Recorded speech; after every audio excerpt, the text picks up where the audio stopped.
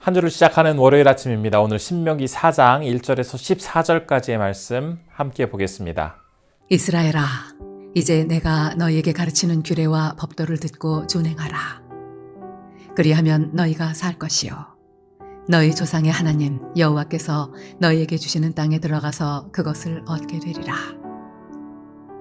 내가 너희에게 명령하는 말을 너희는 가감하지 말고 내가 너희에게 내리는 너희 하나님 여호와의 명령을 지키라. 여호와께서 바알 부올의 일로 말미암아 행하신 바를 너희가 눈으로 보았거니와 바알 부올을 따른 모든 사람을 너희의 하나님 여호와께서 너희 가운데에서 멸망시키셨으되 오직 너희의 하나님 여호와께부터 떠나지 않은 너희는 오늘까지 다 생존하였느니라. 내가 나의 하나님 여호와께서 명령하신 대로 규례와 법도를 너희에게 가르쳤나니 이는 너희가 들어가서 기업으로 차지할 땅에서 그대로 행하게 하려 함인즉 너희는 지켜 행하라.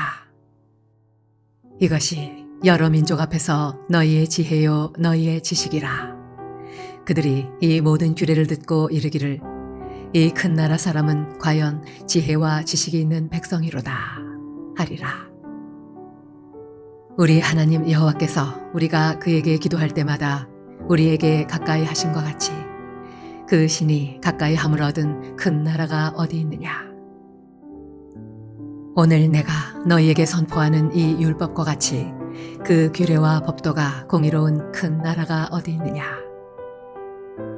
오직 너는 스스로 삼가며 내 마음을 힘써 지키라. 그리하여 내가 눈으로 본 그 일을 잊어버리지 말라.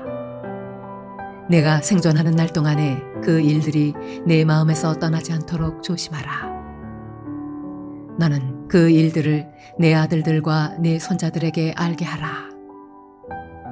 내가 호렙산에서 내 하나님 여호와 앞에 섰던 날에 여호와께서 내게 이르시기를 나에게 백성을 모으라.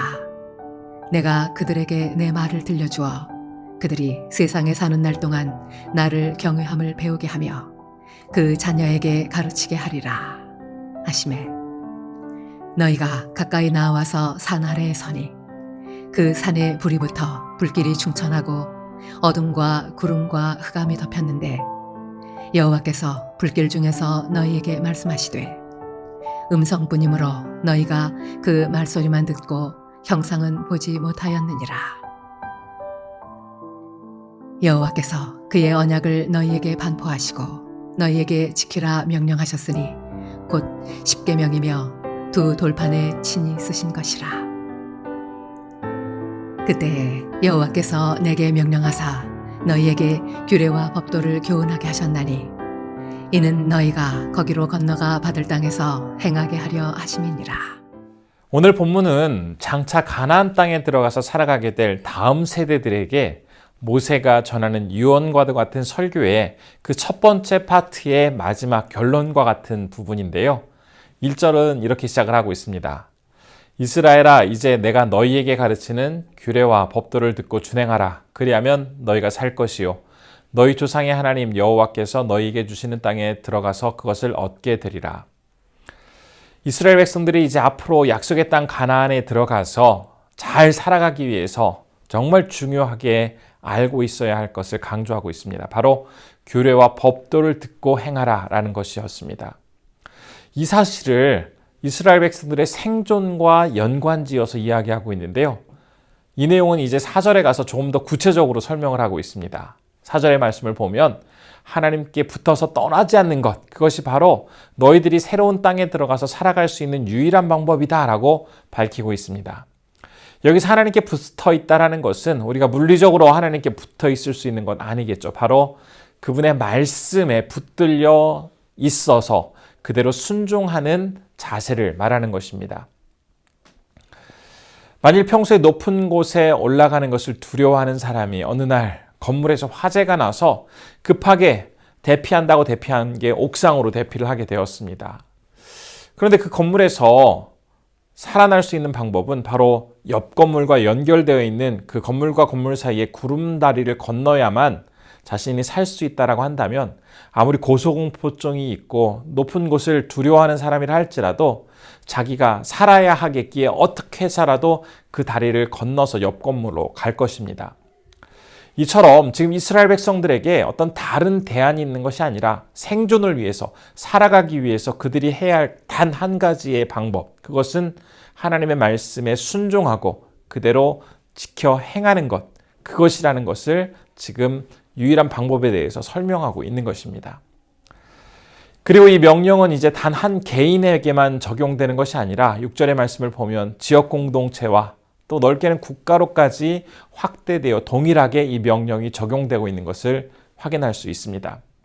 그러면서 하나님께서 이스라엘 백성들을 향해서 전하시는 이 메시지를 그들이 순종하게 되었을 때 어떤 복을 받게 되어지는지 6절 후반절부터 8절 말씀은 이렇게 소개를 하고 있는데요. 제가 한번 읽어보겠습니다. 이 큰 나라 사람은 과연 지혜와 지식이 있는 백성이로다 하리라. 우리 하나님 여호와께서 우리가 그에게 기도할 때마다 우리에게 가까이 하심과 같이 그 신이 가까이 함을 얻은 그 큰 나라가 어디 있느냐. 오늘 내가 너희에게 선포하는 이 율법과 같이 그 규례와 법도가 공의로운 큰 나라가 어디 있느냐. 제가 조금 전에 6절 후반부 말씀부터 7절과 8절의 말씀을 읽어드렸는데요. 그 중에서 혹시 이스라엘을 부르는 그 호칭의 특징이 있는 것을 성도님들 확인하셨나요? 바로 하나님께 순종하는 그 백성들을 향해서 큰 나라라고 부르고 계십니다.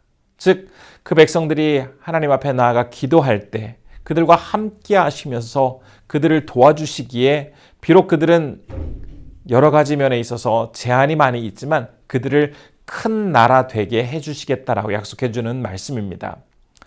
여기서 큰 나라라는 것은 단지 군사적으로나 경제적으로나 정치적으로 어떤 커다란 규모와 막강한 힘을 가지고 있는 그런 나라를 의미하고 있는 것이 아닙니다. 오히려 능력은 부족하고 참 보잘것없지만 주님께 도움을 구할 때에 겸손한 모습으로 주님 앞에 나아가게 될 때에 그들은 세상의 어떤 다른 힘보다도 크고 강하신 하나님께서 함께 하시기에 그 큰 분이 그들을 도와주고 계시기에 정말 큰 나라가 될 수 있도록 하겠다라는 그런 약속의 말씀입니다. 하나님께서 그들을 도와주실 때 비록 군사력은 약하다 할지라도 전쟁에서 이길 수 있고 정치적인 힘은 약하다 할지라도 주변 국가보다 먼저 더 많은 일들을 이루어가며 오히려 주변 나라에서 머리를 숙이고 찾아와서 도움을 구하는 이런 일들이 벌어지게 될 것이다라는 의미가 바로 이 메시지 속에 포함되어 있습니다. 그런데 실제로 이스라엘의 역사를 한번 우리가 생각해 본다면 이런 일들이 벌어졌죠. 이스라엘이 이제 가나안 땅에 들어가서 그 땅을 정복해 갈 때에 자신들보다도 훨씬 더 힘이 있고 강력한 나라들과 함께 맞붙었지만 결국 그들은 승리를 거두는 그런 경험을 하였습니다. 땅의 크기만 놓고 본다면, 참 여러 가지 힘의 조건만 놓고 본다면 이스라엘은 큰 나라로 불릴 만한 조건이 하나도 없었지만 하나님께서 함께 해주셨기에 큰 나라와의 전쟁에서 그들은 이길 수 있었고, 또 이후 솔로몬 시대에는 어땠습니까?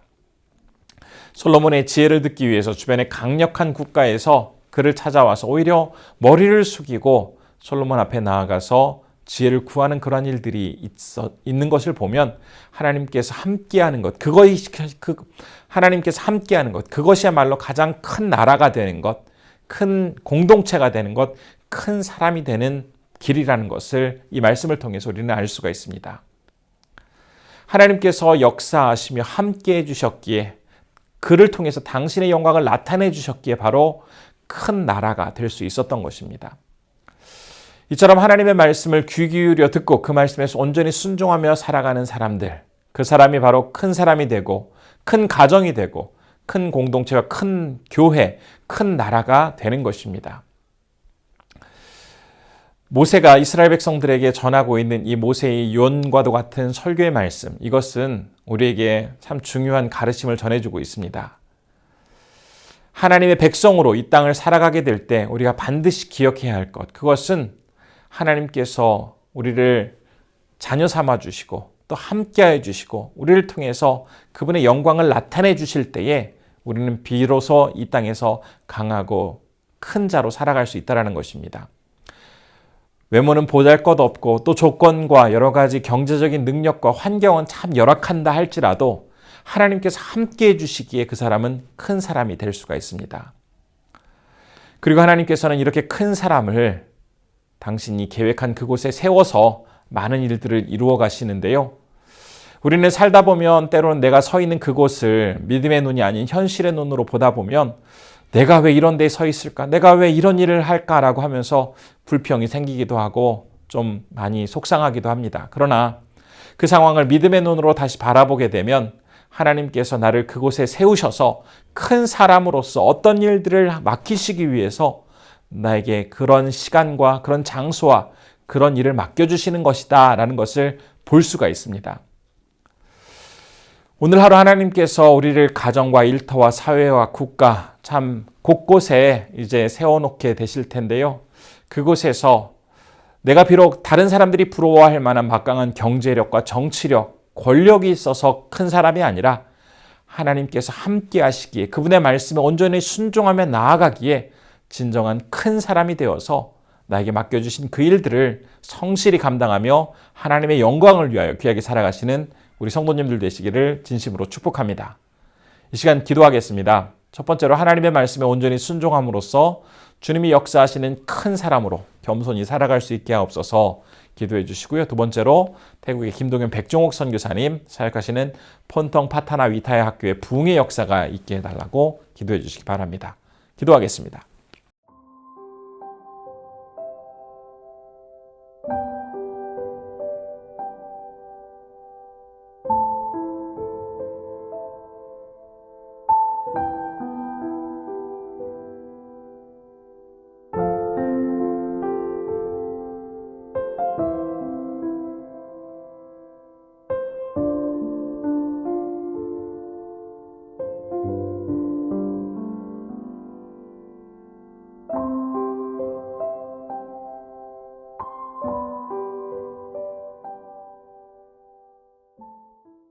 존귀하신 아버지 하나님, 오늘 말씀을 통해서 우리에게 이 세상을 지혜롭게 살아갈 수 있는 길을 알려주시니 감사드립니다.